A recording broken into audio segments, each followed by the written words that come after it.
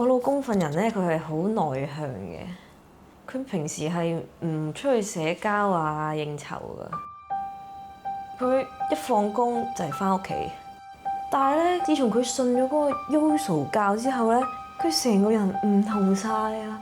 佢忽然間咧係好有正能量咁啦，成個人又笑笑口，咩都話得咁樣喎，同埋佢對我嗰啲眼神咧係唔同晒㗎。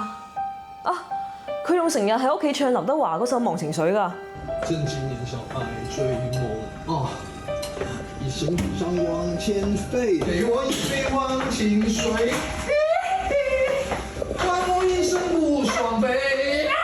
就算我會喝醉，這路上我會心碎，不會看見我流淚。不過咧，我覺得最大唔同嗰個位係，其實我哋以前性生活係好頻繁㗎，但係自從佢信咗教之後咧，冇晒。咁我懷疑佢喺出面係咪有其他女人咯？所以我就 check 咗佢手機啦。但係我又發現，無論佢係 text 定係通話嘅對象咧，都係男人嚟嘅喎。佢啲對話內容咧，全部都係咩鼓勵人哋努力啊、工作啊咁樣嘅喎，唔係嗰啲咩情慾短信嚟嘅原來。啊，我真係唔知點算好啊！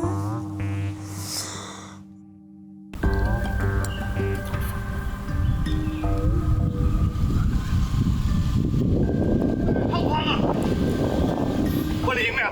影咩啊？喂，你仲影喎？你仲影喎？呢度公眾地方有權影㗎。你可唔可以唔好影啊？可唔可以唔好影住啊？唔好影啊 Hello， 唔好影啊！請問係咪記者朋友啊？係啊，其實我哋都係想知道多啲關於你哋組織嘅嘢。如果你係俾人屈嘅話，不如接受我哋訪問啦。咩俾人屈啊？就係你哋喺度影嘅時候擺上網，跟住啲人就話我哋係邪教 ，Yoso 係導人向善嘅宗教嚟㗎，你唔好再咁抹黑我哋喎。冷靜啲，冷靜啲。唔好意思啊，因為我哋呢位教徒咧，仲未同教主進行性交轉運，所以情緒咧並未得到淨化㗎。我知道網上對我哋咧有好多不實嘅言論同埋猜測啦。不如咁啊，等我問下教主，睇下佢可唔可以接受訪問，好唔好？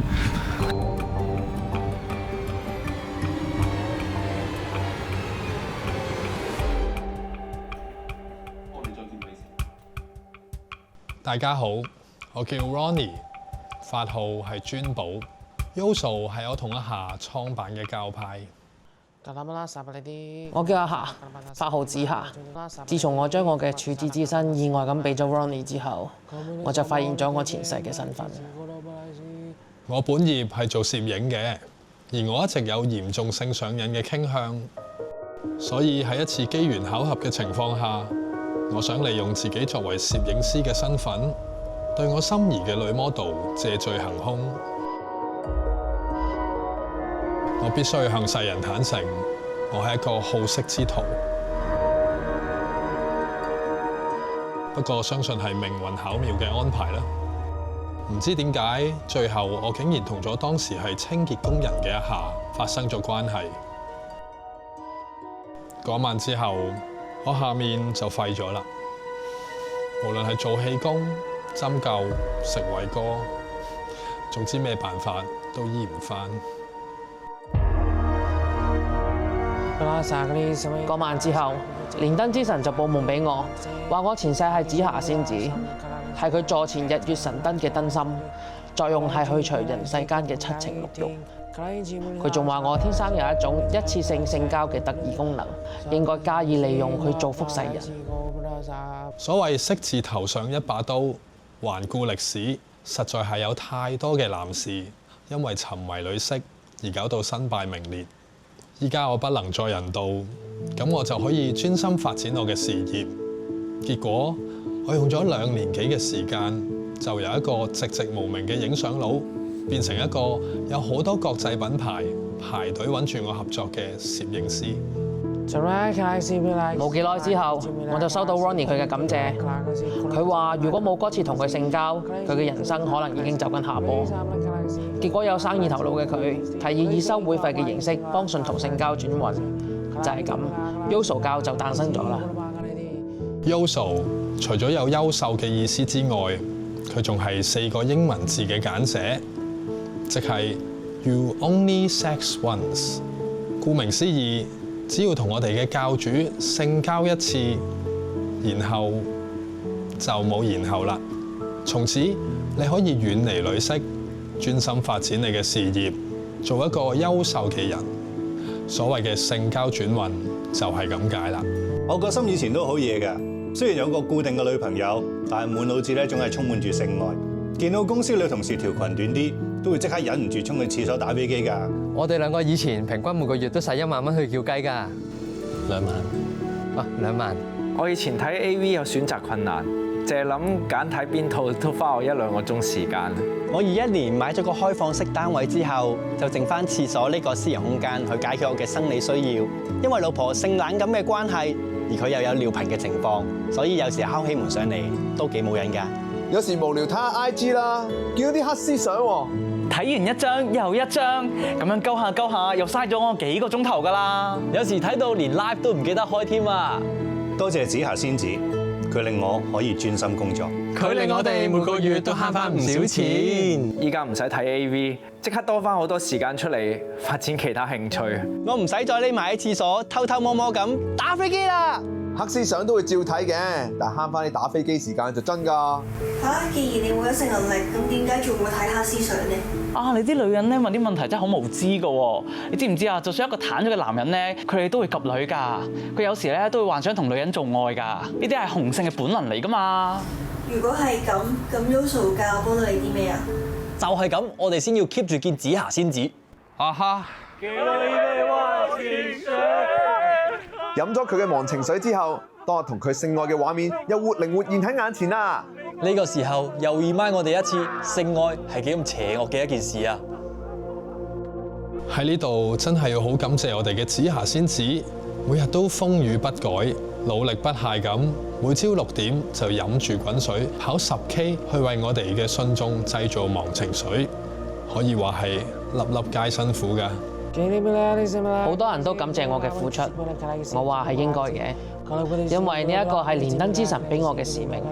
道理就好似耶穌為咗眾生而受鞭打，俾人釘上十字架一樣。希望我嘅出現可以拯救到各位男士，尤其是係結咗婚嘅。如果各位男士淨係受到女色問題嘅困擾，歡迎隨時揾我性交轉運，保證一次斷尾。入咗嚟 Yoso 之後，你就可以斬斷不必要嘅情絲，專注發展你嘅事業，為你嘅家人提供一個健康同埋安穩嘅居住環境。咁樣 O 唔 OK 啊 ？OK 啊，OK 啊。唔該晒你啊！唔該晒。真係好多謝你哋嘅訪問啊！希望咧個訪問出街之後，觀眾會明白我哋嘅用心良苦啦。唔該晒。你介唔介意我問多你少少問題？當然唔介意啦。因為咁嘅，我聽完你咁講之後咧，我覺得好有用啊對我。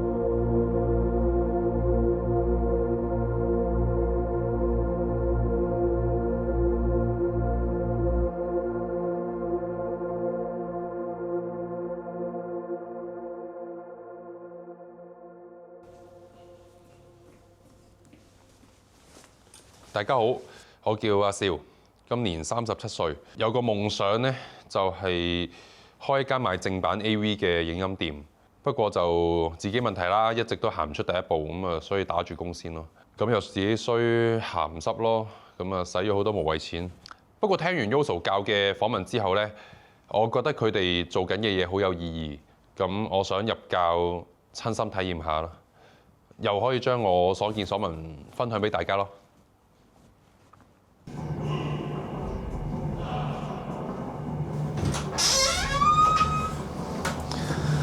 點啊？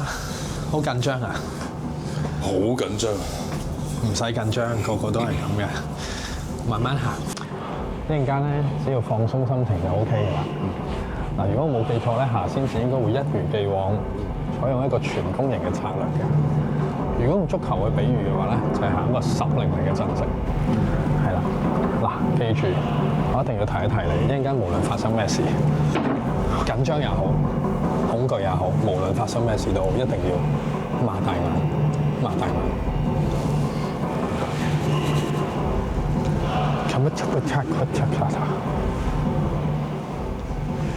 記住要擘大眼，因為咧，如果你眯埋，就唔會有同夏仙子嘅畫面。到時我哋採用忘情水再 recall 翻你嗰啲記憶嘅時候咧，功效就會大打折扣㗎啦。OK， 明白晒咁就可以入去咯噃。好。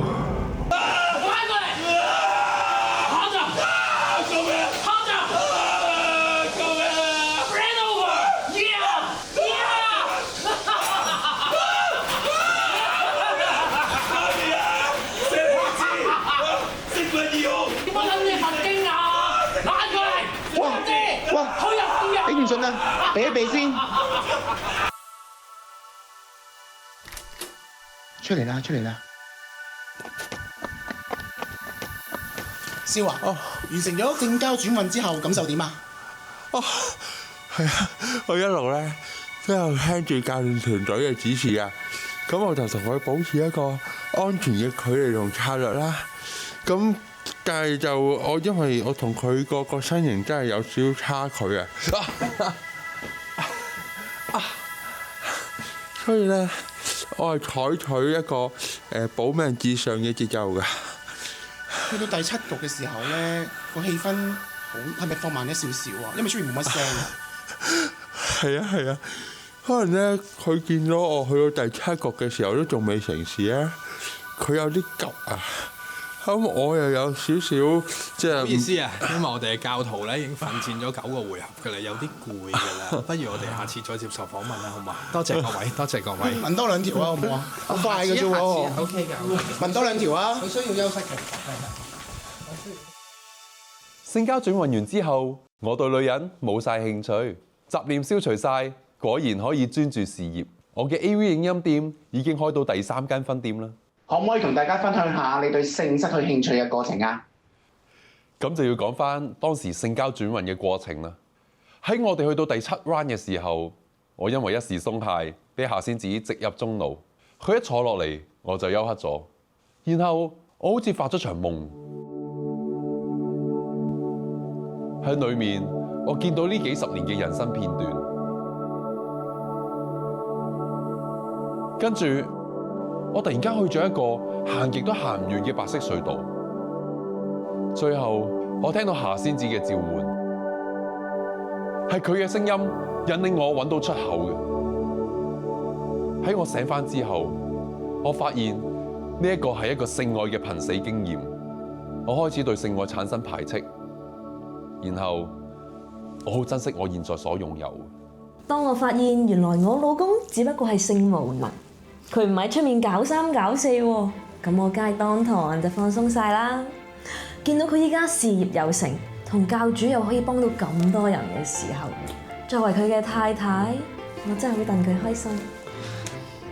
如果你都想了解更多關於 Yoso 教嘅嘢，歡迎嚟緊5月17號同埋18號嚟 Yoso 成聯香城影畫搞嘅 D2 Play 市集，17號仲係我哋嘅 fans meeting 添。